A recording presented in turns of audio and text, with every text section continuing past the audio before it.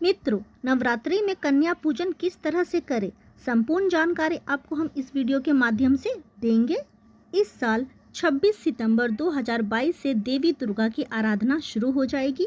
हर साल अश्विन माह की प्रतिपद तिथि शारदीय नवरात्रि पर मां जगदम्बा घर घर में विराजित होती है। नवरात्रि में कन्या पूजन का विशेष महत्व है। कहते हैं कि इसके बिना देवी की उपासना अधूरी मानी जाती है। देवी भागवत पुराण के अनुसार कन्या पूजन करने से नवरात्रि के 9 दिनों के व्रत और पूजा का पूर्ण फल मिलता है। आइए जानते हैं इस साल नवरात्रि पर कन्या पूजन की डेट और क्या है इसके नियम। कब है कन्या पूजन?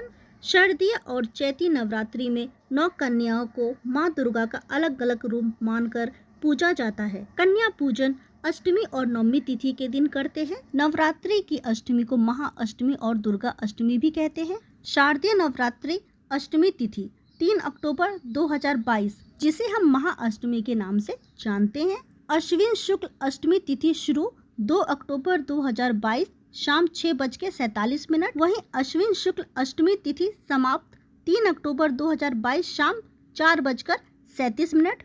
शारदीय नवरात्रि नवमी तिथि 4 अक्टूबर 2022, जिन्हें हम महानवमी के नाम से जानते हैं। अश्विन शुक्ल नवमी तिथि शुरू 3 अक्टूबर 2022 शाम 4:37। वहीं अश्विन शुक्ल नवमी तिथि समाप्त 4 अक्टूबर 2022 दोपहर 2:20। आइए जानते हैं कन्या पूजन के नियम।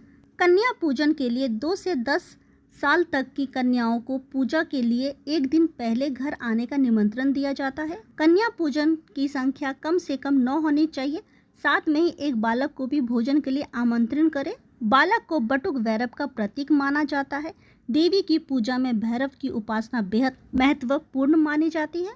कंजक पूजा के बाद उन्हें खीर, पूरी, हलवा और प्रसाद के लिए बनाए सभी भोग का भोजन कराए और फिर यथाशक्ति दक्षिणा दे। जब तक सभी कन्या भोजन न कर ले तब तक अन्य ग्रहण नहीं करना चाहिए। आइए बात करते हैं कन्या पूजन विधि के बारे में। कन्या पूजन वाले दिन घर को अच्छी तरह साफ करें।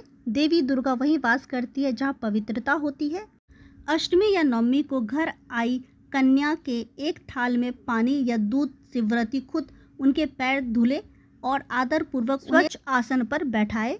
कन्या को कुमकुम के तिलक लगाएं।